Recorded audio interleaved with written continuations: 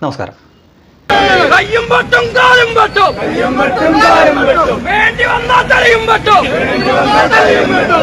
ഇപ്പോൾ ഈ കേട്ട മുദ്രാവാക്യം അത് കുറച്ച് ഉണ്ട്. ആ മുദ്രാവാക്യം ഞാൻ കുറച്ച് ഭാഗം മാത്രമേ കാണിച്ചിട്ടുള്ളൂ.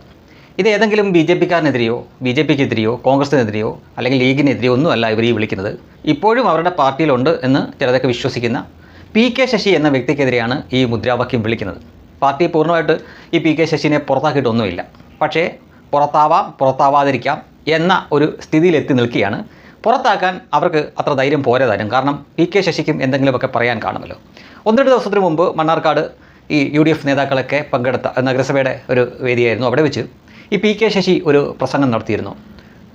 പഴയ കൊച്ചി അല്ലായിരിക്കാം, എന്നാൽ പഴയ ബിലാൽ തന്നെയാണ് എന്ന തരത്തിലൊരു പ്രസംഗം നടത്തുന്നു.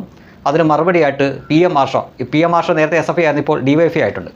അപ്പോൾ PM മാർഷോ അതിന് മറുപടിയായിട്ട് വരുന്നു. മേരി ടീച്ചർക്ക് കൊച്ചിയിൽ വേറെയും മക്കളുണ്ട് എന്ന തരത്തിൽ. പിന്നെയാണ് നിങ്ങളിപ്പോൾ കേട്ട ആ മുദ്രാവാക്യം, കയ്യും വെട്ടും കാലും വെട്ടും വേണ്ടി വന്ന തലയും വെട്ടും, അരിവാളിൻ്റെ ഉപയോഗം എന്താണെന്നറിയാമോ എന്നൊക്കെ ചോദിച്ചുകൊണ്ടാണ് ആ മുദ്രാവാക്യം വരുന്നത്. CPM തന്നെ 2 തട്ടിലായിരിക്കുകയാണ്.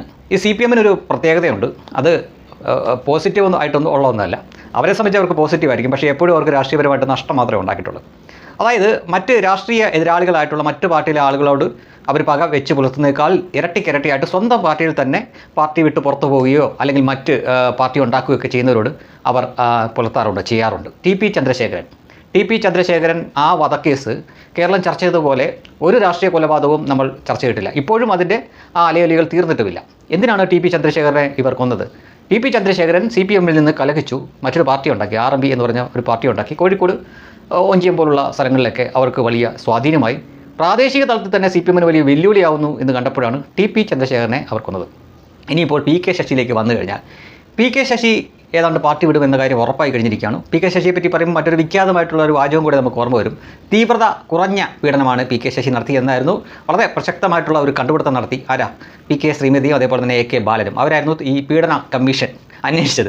പി കെ ശശിയെ പറ്റി പീഡന ആരോപണമൊക്കെ വന്നു കഴിഞ്ഞപ്പോൾ അത് അന്വേഷിക്കാൻ ഈ 2 പേരെയാണ് വിട്ട് ഇവർ അവരുടെ തീവ്രത, ഈ പീഡനത്തിൻ്റെ തീവ്രത അളക്കുന്ന സ്കെയിലും മറ്റുമൊക്കെ ആയിട്ട് കൊണ്ടുപോയപ്പോൾ തീവ്രത കുറഞ്ഞതാണ് എന്ന് കണ്ടെത്തുകയും ഇന്നും അത് ട്രോൾ മെറ്റീരിയലാണ്, ട്രോളന്മാർക്ക് അത് ഒരു വിഷയമാണ്. അപ്പോൾ അങ്ങനെ വിവാദത്തിലായ പി കെ ശശി പിന്നീട് സാമ്പത്തിക തിരിമറികൾ നടത്തിയെന്ന് പാർട്ടി ആരോപിക്കപ്പെടുന്ന പി കെ ശശി, അങ്ങനെ പി കെ ശശി തരം താഴ്ത്തപ്പെടുന്നു. സ്വാഭാവികമായിട്ടും പി കെ ശശി അവിടെ കലഹമുണ്ടാക്കും. അങ്ങനെ കലഹമുണ്ടാക്കിയ കൂട്ടത്തിൽ വന്ന ഡയലോഗുകളാണ് നേരത്തെ കേട്ടത്. അതിന് മറുപടിയായിട്ട് ഇപ്പോൾ വന്നു കഴിഞ്ഞു, പരസ്യമായിട്ട് തെരുവിലേക്ക് വന്നു കഴിഞ്ഞു. കോൺഗ്രസിലെ ചില നേതാക്കൾ പി കെ ശശിനെ അങ്ങോട്ട് ക്ഷണിക്കുന്നുണ്ട്. ഒരുപക്ഷെ കോൺഗ്രസിലേക്ക് ചെന്ന് കഴിഞ്ഞാൽ ടി പി ചന്ദ്രശേഖരൻ്റെ അവസ്ഥ ഒരുപക്ഷെ വരില്ല. ഈ കമ്മ്യൂണിസ്റ്റ് പാർട്ടി, പ്രത്യേകിച്ചും ഈ CPMനെ സംബന്ധിച്ചിടത്തോളം അവിടുന്ന് വേറൊരു പാർട്ടിയിലേക്ക് പോയാൽ അവർക്ക് അത്ര പ്രശ്നമുണ്ടെന്ന് തോന്നുന്നില്ല. മാത്രമല്ല അവർ സംരക്ഷിക്കുകയും ചെയ്യും. ഇത് അവിടെ നിന്നും പോവാതെ സ്വന്തമായിട്ടൊരു പാർട്ടി ഉണ്ടാക്കി CPM അണികളെയൊക്കെ അങ്ങോട്ട് വലിക്കാൻ നോക്കിയാൽ പണി കിട്ടും. അതാണ് ടി പി ചന്ദ്രശേഖരന് പറ്റിയത്. ഇവിടുത്തെ പി കെ ശശി നേരിടാൻ പോകുന്നത് ഏതാണ്ട് സമാനമായിട്ടുള്ളൊരു സാഹചര്യമാണ്. കാരണം കോൺഗ്രസ് ചില നേതാക്കൾ ക്ഷണിക്കുന്നുണ്ടെങ്കിലും യൂത്ത് കോൺഗ്രസ് പോലുള്ളവർ ഈ സ്ത്രീ പീഡന ആരോപണം നേരിട്ട ഒരാളെ ഒരിക്കലും സ്വീകരിക്കരുത്, അതിന് സമ്മതിക്കില്ല എന്നാണ് പറയുന്നത്. കാരണം പ്രാദേശികമായിട്ട് കുറച്ച് വോട്ട് കിട്ടിയാലും അത് ഈ സംസ്ഥാന തലത്തിൽ നോക്കുമ്പോഴും ദേശീയ തലത്തിൽ നോക്കുമ്പോഴും അത് വലിയ നഷ്ടമുണ്ടാക്കും. അങ്ങനെ എടുത്താൽ വലിയ നഷ്ടമുണ്ടാക്കും, അതുകൊണ്ട് എടുക്കരുത് എന്ന് പറഞ്ഞ് വലിയ പ്രതിരോധത്തിലാണ്. എന്തായാലും പി കെ ശശിയെ പോലെ ഒരാളെ കേരളത്തിലെ BJP എടുക്കില്ല, കേരളത്തിൽ അത് ഇന്ത്യയിലെ BJP എടുക്കില്ല എന്ന കാര്യം ഉറപ്പാണ്. കാരണം എടുത്താൽ അണികൾ പ്രശ്നമുണ്ടാക്കും. ഇവിടെ പ്രശ്നമുണ്ടാക്കും. ഇവിടുത്തെ കേരളത്തിൻ്റെ കാര്യം പറയുകയാണെങ്കിൽ സോഷ്യൽ മീഡിയയിലുള്ള BJPയുടെ സ്ട്രോങ് ഒന്നും സത്യത്തിൽ ഇവിടെ ഈ ഗ്രൗണ്ട് ലെവലിൽ പ്രവർത്തിക്കുന്നവരെ കേരളത്തിൽ മൊത്തം അറിയുക പോലും ഇല്ല. എന്നാൽ സോഷ്യൽ മീഡിയയിലുള്ള പലരെയും അറിയുകയും ചെയ്യാം.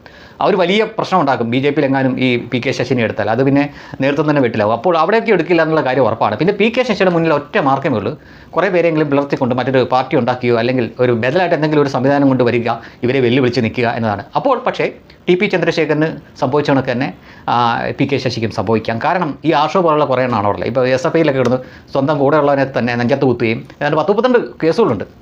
ഒരേ ആശയം, ഒരേ ആദർശം കൊണ്ട് നടക്കുന്ന CPIയുടെ വിദ്യാർത്ഥി പ്രസ്ഥാനമായിട്ടുള്ള ASFൻ്റെ വിദ്യാർത്ഥിനിയോട് പിതാവില്ലാത്ത കൊച്ചിനെ നിനക്ക് വയറ്റിലുണ്ടാക്കി തരും എന്നൊക്കെ പറഞ്ഞ മുതലാണ്. അപ്പോൾ വെളിവും വെള്ളിയാഴ്ചയൊന്നുമില്ല. ഇവനൊക്കെ എന്താണ് ചെയ്യുന്നത്, എന്താണ് കാട്ടിക്കൊടുക്കുന്നതെന്ന് പറയാൻ പറ്റത്തില്ല. അപ്പോൾ ടി പി ചന്ദ്രശേഖരൻ്റെ അവസ്ഥ വരാതിരിക്കണമെങ്കിൽ ഇയാൾക്ക് കുറഞ്ഞ പക്ഷം SDPIയിലോ SDPI പോയാൽ സേഫാണ് കേട്ടോ. അവിടെ ഇവന്മാർ തിരിഞ്ഞു പോലും നോക്കത്തില്ല, പേടിയാണ്.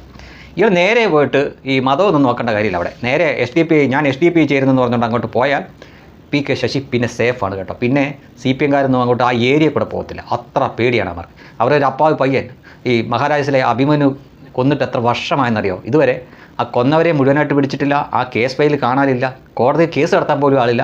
ആ ചെറുക്കൻ്റെ ശവശരീരം കാണിച്ച് ഇവന്മാർ നാട് നീളെ നടന്ന് തെണ്ടി പിരിച്ച് കോടികളുണ്ടാക്കി, ഇപ്പോഴും വിറ്റ് തിന്നുകൊണ്ടിരിക്കുന്നു. പക്ഷേ എന്നിട്ടും ആ കേസ് എങ്ങും ആയില്ല. കാരണം എന്താ? അത് SDPI ടീമാണ് തീർത്തത്. അതുകൊണ്ട് ആ പേടി അവന്മാർക്ക് ഇപ്പോഴും ഉണ്ട്. അതിനാൽ PK ശശി ഏറ്റവും സേഫായിട്ടിരിക്കണമെങ്കിൽ നേരെ പോയി SDPI ചേരുക തന്നെയാണ്. കോൺഗ്രസ് എടുത്താൽ പറയാം എടുത്തെന്ന്, ഇല്ലെങ്കിൽ ഒരു രക്ഷയില്ല. BJP എന്തായാലും അടുപ്പിക്കില്ലെന്നുള്ള കാര്യം ഉറപ്പാണ്. അവിടെ അണികൾ നിങ്ങളെ കയറ്റില്ല.